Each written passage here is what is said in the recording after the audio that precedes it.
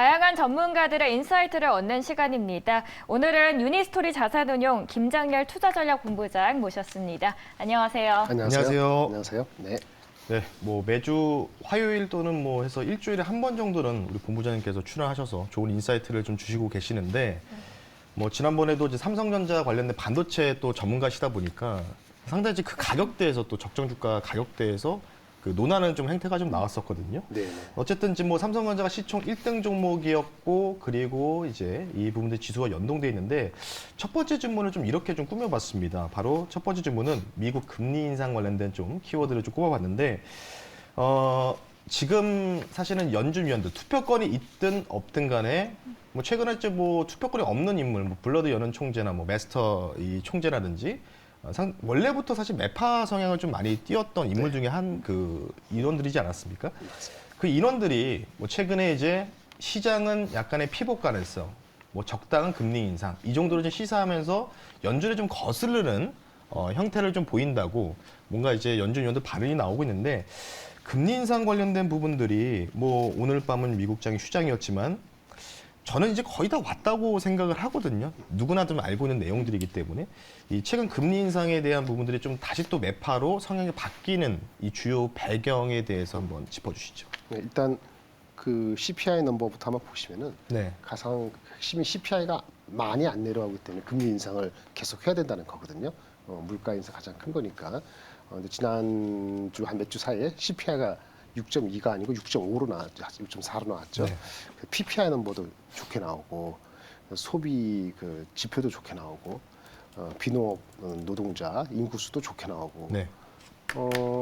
전부 데이터가 좋았기 때문에 이게 인플레를 잡기 위해서는 좀 초반에 최소한 초반에 더 세게 나가야 되겠다는 생각이 연준 사이에는 그게 컨센서스 같아요. 그 매팍은 그 비둘기파고 그 차이보다는. 네. 그래서 그 컨센서스 잡혀 있는데 시장의 컨센서스는 기대가 잡혀 있죠. 예. 그래서 예전에 보시면 Don't fight the Fed라고 Fed랑 부딪혀가지고 한두 분기 2-3개월 랠리를 할 수 있지만은 그것이 지속적으로 하기에는 Fed의 방향과 다를 경우에는 한두 번 크게 맞는다 이런 게 있는데.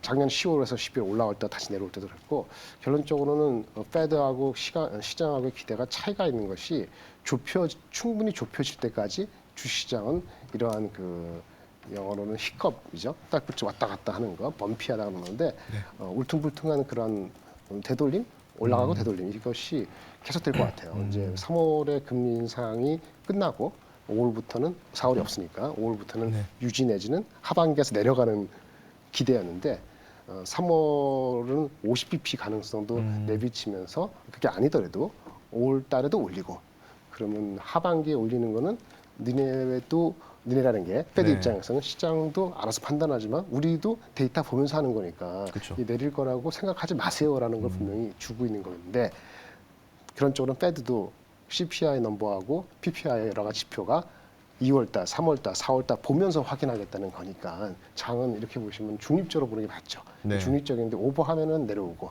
너무 언더하면 다시 올라오고 이런 패턴으로 한 5월달까지는 그러니까 5월달에는 어떻게 됩니까? 1월, 2월, 3월, 4월 정도니까 한 3-4개월 정도의 데이터가 모이면은 패드도 시장도 거기에 대한 컨센서스가 연초보다는 좁혀질 것 같아요. 근데 지금 1월달 데이터 나온 거 가지고 2월달에 지금 시장은 좋게 본 거고 여기는 안 좋게 본 거니까 아직 데이터 부족해요. 그래서 스티키한 인플레이션이 고착한지 아니면 다른 방법은 없는지 이거에 대한 시장의 고민과 그다음에 패드의 데이터 디펜던트한 팔러시의 지속성이 데이터가 한 3-4개월 모여드니까 아무리 빠르도 4월달, 5월달 가봐야 하는 거기 때문에 장이 미리 올라갈 수는 있습니다만은 기업 종목별로는 그거를 뒷받침할 수 있는 인플레이션을 견뎌내는 가격 정가라든지 이런 게 안 나타나면은 주식은 많이 올랐으면 좀 쉬어가거나 일부 이익실현도 항상 나올 수 있는 어떤 종목 이런 형국인 것 같아요. CPI가 충분히 내려가고 거기에 핵심이 되는 주택이 아니더라도 다른 오늘 얘기하려는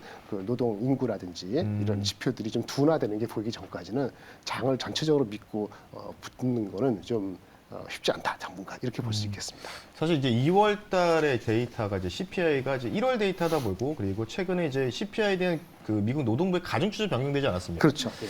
그것도 변수죠. 예. 예. 그래서 임금 상승 관련된 부분도 제가 봤을 때, 아, 이거 좀 장난 아닌데 이거를 이렇게 뭔가 긍정적으로 보는 투자들이 이렇게 많을까? 이런 생각이 들었고, 지난주에 사실은 생산자 물가지 PPI도 발표됐는데, 그렇죠. 이게 사실 이제 다음 달 거를 이제 미리 선반영한 데이터지 않습니까? 그렇죠. 선행적인 게 있으니까. 좀 뭐, 네.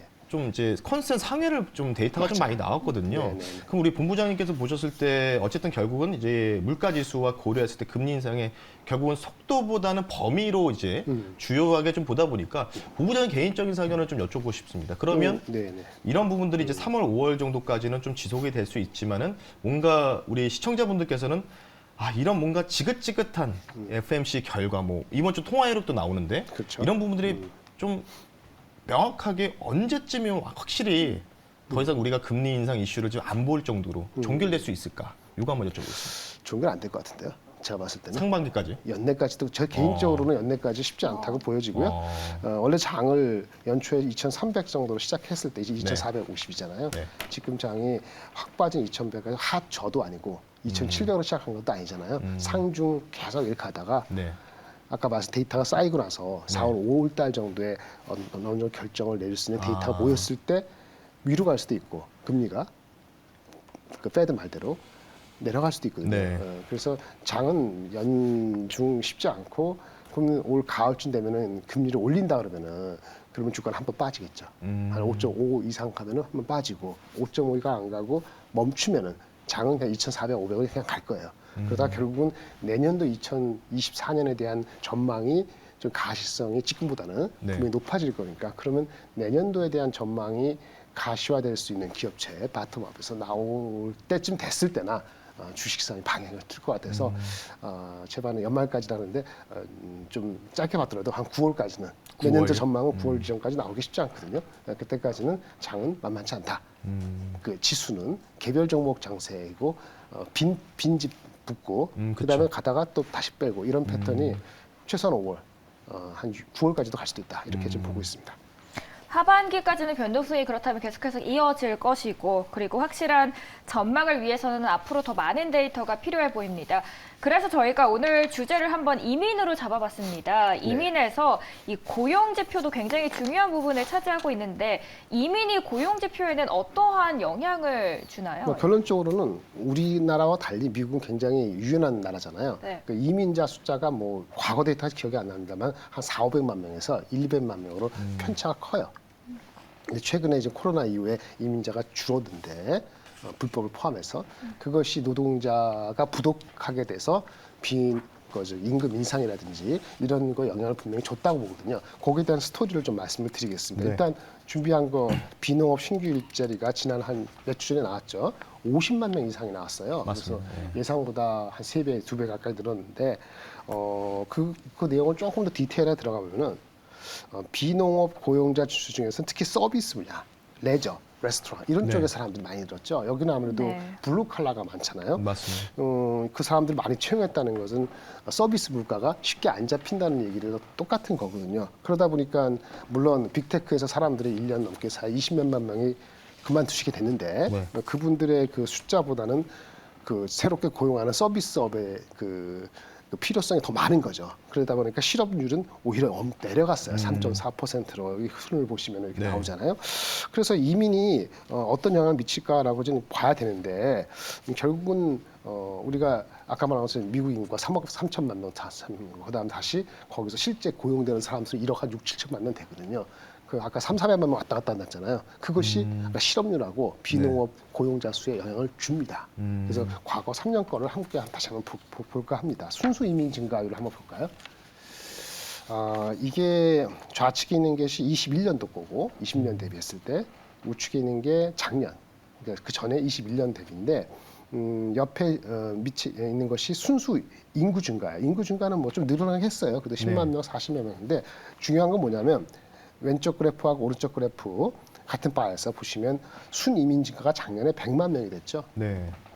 그전 70만 명 늘었잖아요. 이런 효과가 분명히 있어요. 순수 이민이 증가돼서 사람들이 있는데 이것도 부족하다는 거예요. 순수 이민이 요즘 게 아니고 여기에서 200만 명 이상, 300만 명도 더 늘어날 수 있다. 그것이 늘어나면은 그 서비스 물가를 안정화시키는데 도움이 될 수 있다. 이제 오늘 결론은 그겁니다. 네. 그래서 그거 관련돼서 법이 하나 있는데 좀 생소할 수도 있는데 이민자들을 불법 이민을 막으려는 법이 3년 전에 네. 시작이 된 게 있습니다. 2020년 코로나 직후에 트럼프 대통령이 네. 어떤 법에 근거해 가지고 함부로 들어오지 마라. 아마 코로나도 있는데. 그때 장벽 세우고 막 그랬던 것 같은데. 예. 근데 저도 이제 그것만 겪었는데 이런 법이 통과되는지 모르겠는데 네.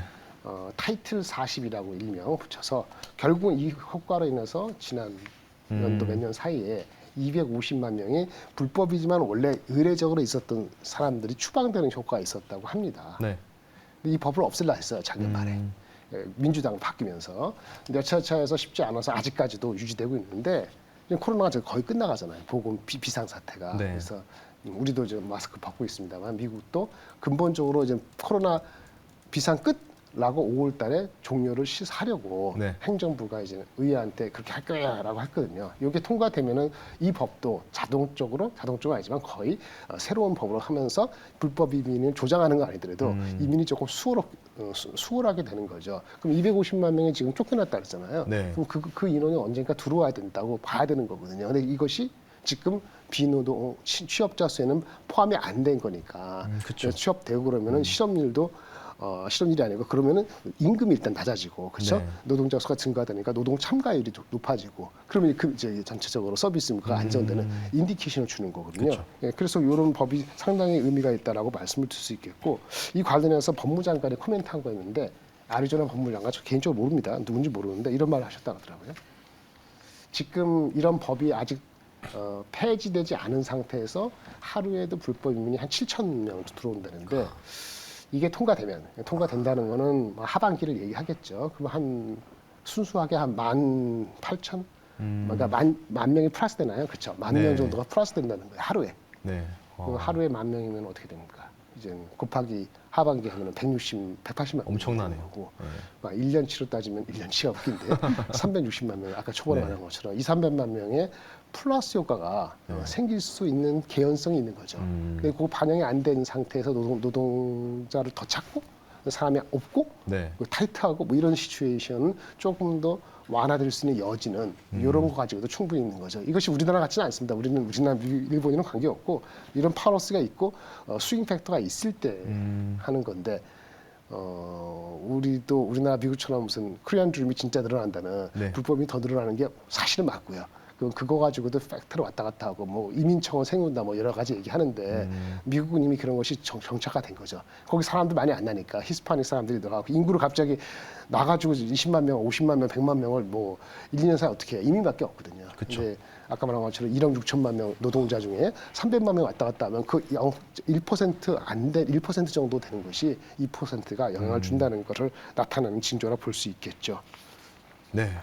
사실은 이 이민 관련된 부분들이 뭐 사실 경제 TV와는 그렇게 뭐 별개의 이슈일 수 있잖아요. 정치적 이슈도 있고 여러 가지가 네. 있는데 저는 이제 이거를 이제 우리 본부장님께서 이제 데이터를 이제 보내주셨어요. 전날에 보고 와 이걸 다루시는구나 이제 그래서 너무 놀래가지고 왜냐면 이게 굉장히 어찌 보면 딱딱한 이야기일 수 있지만 상당히 미국 증시 특히 이제 전반적인 이 또 본원 통화, 미국의 본원 통화에 대한 부분들까지 우리 고려할 수 있는 이 상황이거든요. 타이틀 42.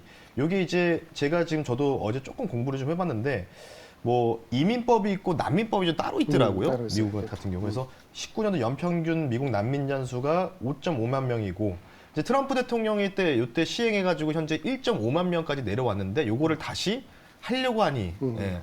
저도 이제 이거 되는 줄 알았거든요. 크리스마스 이후에는 될 것이다. 네. 이게 없어질 것이라 했는데 또 뭐 법원장이 또 대법원장이 이거를 또 일시 유지 명령을 좀 그렇죠. 내려가지고 저도 이제 최근에 늦게 확인했는데 그러면 좀 추가적인 좀 질문을 좀 드리겠습니다, 본부장님. 어쨌든 바이든 행정부는 미국의 이 연준의 긴축이 되는 상황에서 계속해서 뭔가 어쨌든 뭐 9월까지는 조금 우리는 이런 변동성을 유의해야 된다, 최소한 이렇게 좀 말씀을 하셨는데 어쨌든 이제 미국 의회도 일을 하다 보면은 결국은 공화당과 민주당의 양당 구조, 그러니까 상원과 하원이 이제 적절하게 조화를 이룬다면은 어느 정도 이 타이틀 42, 이 보건 42호가 이제 조기적으로 좀 폐기될 가능성이 있다면은 이제 임금 상승, 특히 이제 블루 칼라에 대한 임금 상승이 좀 많이 다운이 되지 않겠습니까? 그렇죠. 당연히 그럴 어쩔 수 수 없이 있죠. 지금 네네. 마치 1월달에 그 데이터가 너무 높게 나오다 보니, 네네네. 맞습니다. 그러니까 그게 만약에 어느 정도 보여준다면 저는 개인적으로 트럼프 그 파월 연준 의장이 변호사, 법률가 출신이지만 그래도 정치적인 뭔가 네. 색깔이 좀 있다고 보고 있거든요. 그러니까 그래서 만약에 이게 뭐 상반기, 물론 이제 뭐 부채 한도 협상도 있지만 상반기나 이런 넘어갈 때쯤에 이 부분들이 어느 조기적으로 폐지된다면 시장 긍정적으로 좀 봐도 되지 않을까요? 그래서 볼 수 있는 요인이 생기는 거죠. 지금 뭐 이렇게 많이 이루어지지 않고 네.